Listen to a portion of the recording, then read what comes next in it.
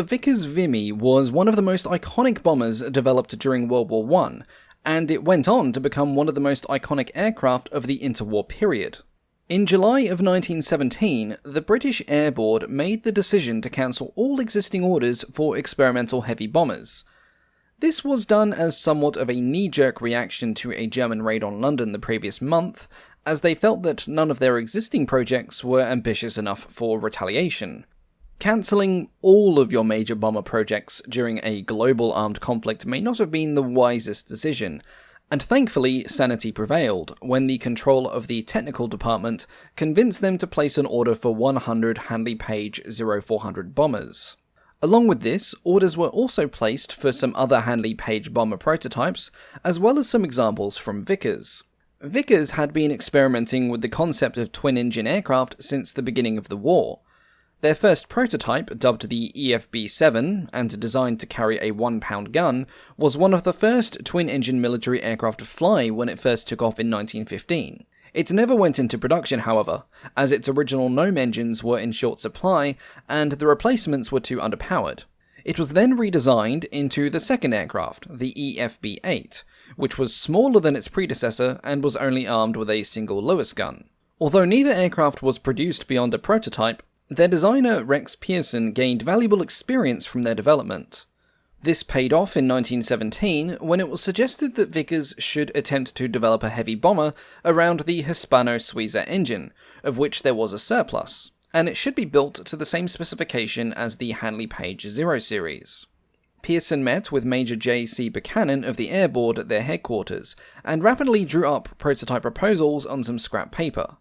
Not long after this, some actual detailed designs were also drawn up, and the construction of the prototype began in earnest. The first prototype was completed in less than 4 months, and was designated the Vickers FB-27. It was designed to accommodate a crew of 3, a pilot and 2 gunners. Its Hispano-Suiza engines produced 200 horsepower each, and it was designed to carry approximately 2,400 pounds of bombs with an endurance of 3.5 hours. It flew for the first time on the 30th of November at Joyce Green, piloted by Gordon Bell, and following several successful flights, it went to Martlesham Heath for official trials in January 1918. During these trials, it impressed officials by lifting a greater load than the Handley Page bomber, despite having less powerful engines. Unfortunately, these engines suffered from persistent mechanical problems, and the prototype was taken back to Joyce Green for modification work in April. As a side note, it was around this time that the aircraft was also officially named the Vimy.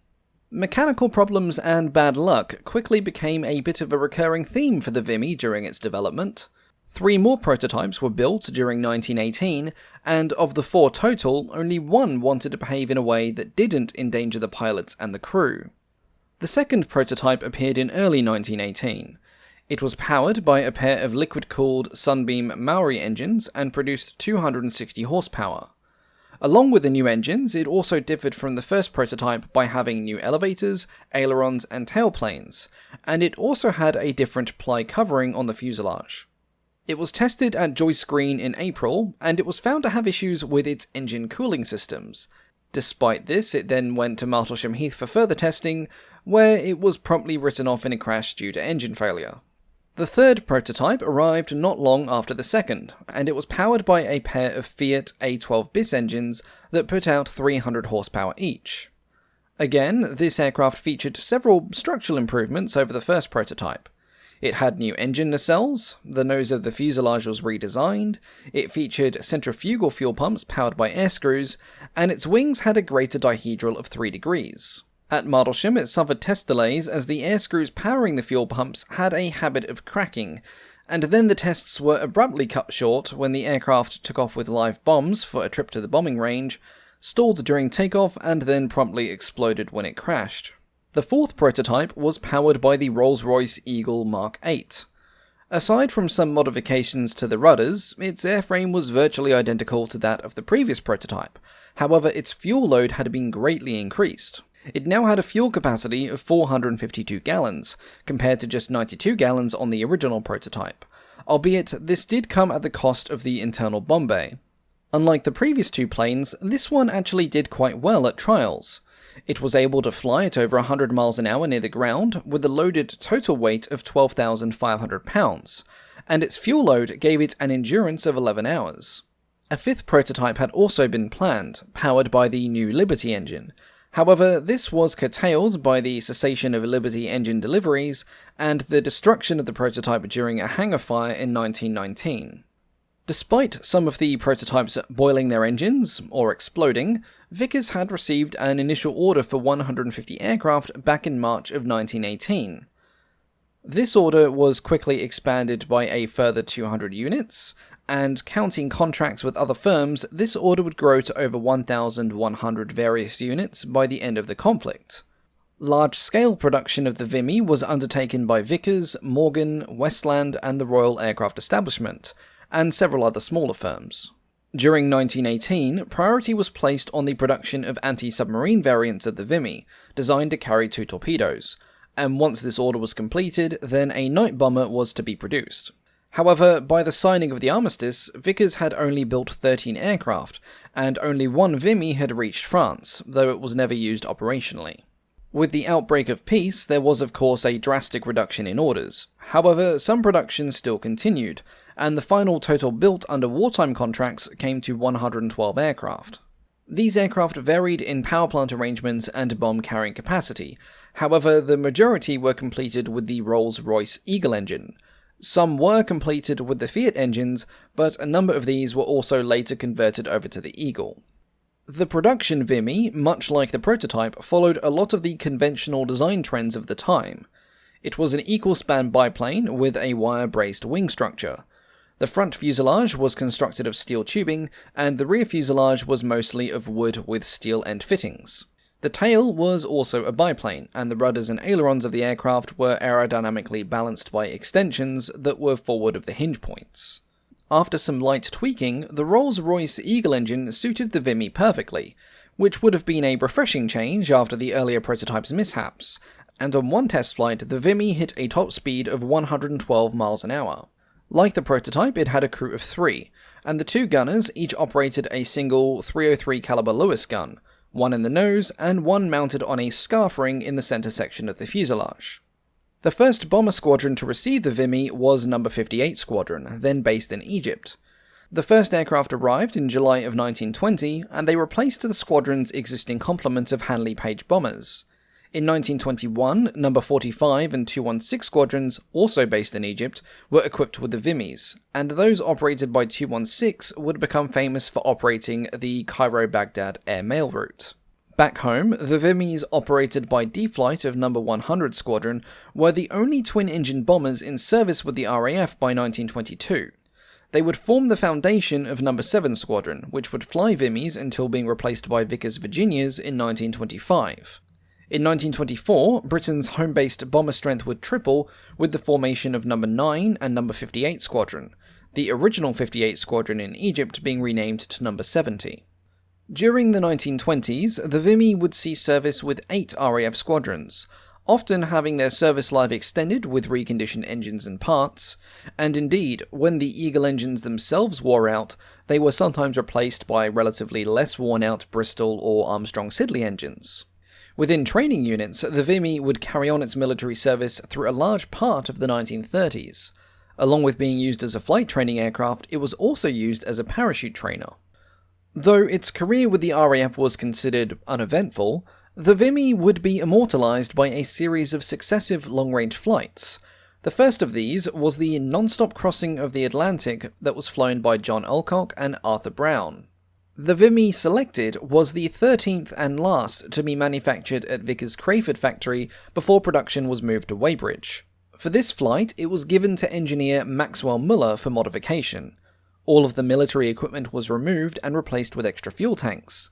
This took the total capacity from 516 to 865 gallons, and would give an optimum range of 2,440 miles. It was given special radio equipment, an intercom for the pilots to communicate more easily, and an improved heating system. Alcock and Brown took off at 1:45 p.m. on the 14th of June 1919 from St John's in Newfoundland. Nearly 16 hours later, they would land in a bog near Clifton, in Ireland. From the beginning, it was anything but an easy flight. The added fuel load made takeoff a perilous affair, with the Vimy just clearing the treetops on its way out from St. John's. 4 hours later, things became considerably more dangerous when the wind-driven electrical generator failed, which deprived them of heating and radio contact. Freezing and unable to easily communicate, they then had to fly through thick fog, which made navigation temporarily impossible. They then had to endure snowstorms that drenched them and threatened to ice up the plane, and then a good portion of the journey had to be managed with a broken trim control. The altitude flown varied depending on the weather, temperature, and how much control Alcock had on the battered Vimy. At one point, they lost control of the plane in a particularly nasty patch of cloud, and dropped down from 4,000 feet in a descending spiral. Alcock regained control at the last moment and pulled the aircraft level a mere 65 feet above the waves. Despite the atrocious weather, the Vimy arrived not far off from its intended destination. Unfortunately, it was partially wrecked during landing. Brown and Alcock thought they were landing on a green field, but in fact it was a green bog. Thankfully, their seatbelts held and they weren't flung from the impact. Their journey had covered 1,890 miles, 15 hours and 57 minutes of flight time, with an average speed of 115 miles an hour. The next famous flight to involve the Vimy was initiated by the offer of a $10,000 prize by the Australian government. The prize was to be awarded for the first flight by Australians from Britain to Australia. The conditions were that it had to be completed within a time frame of 30 days, and it had to be done before the end of 1919. 6 competitors entered into the race, but it would be the Vimy that claimed the prize. Once again, the Vimy was selected and suitably modified by Maxwell Miller. The pilots chosen were the Smith brothers, Ross and Keith, who were members of the Australian Flying Corps. Due to the huge distances involved, a considerable amount of pre-flight planning had to be done. Petrol, oil, and essential stores had to be laid down at strategic points en route, and landing grounds had to be carefully surveyed, especially in the more remote regions. As a result of this, the biggest modification made to the aircraft was the provision of more space for additional stores, just in case some of the stops had supply issues. The Smith brothers took off on the morning of the 12th of November 1919 at around 8 am.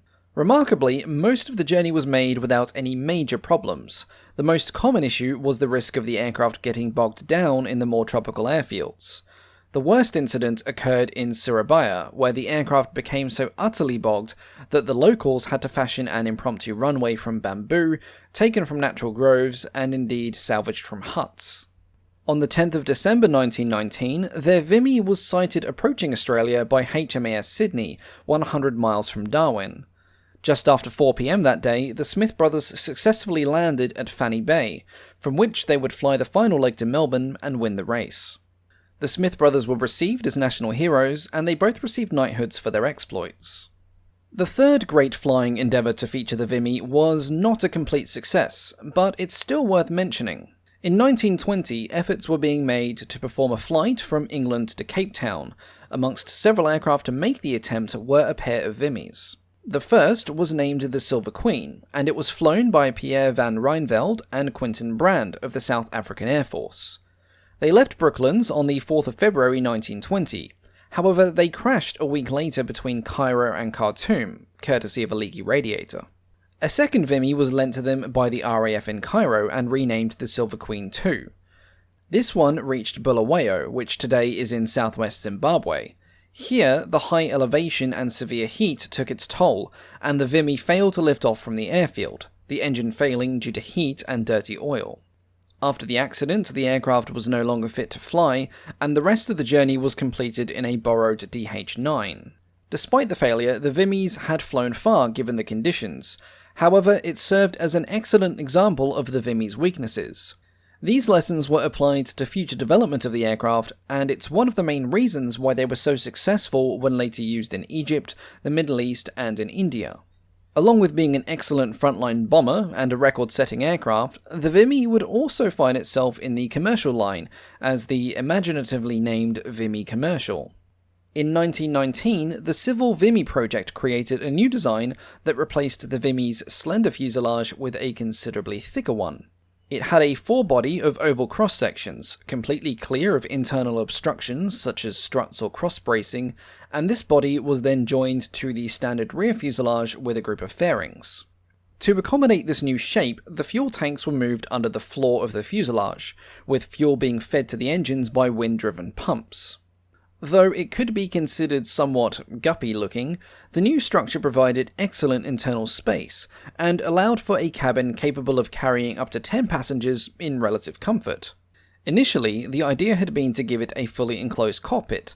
However, the test pilots refused it on the grounds that A. it impaired their ability to see, and B. it deprived them of fresh air.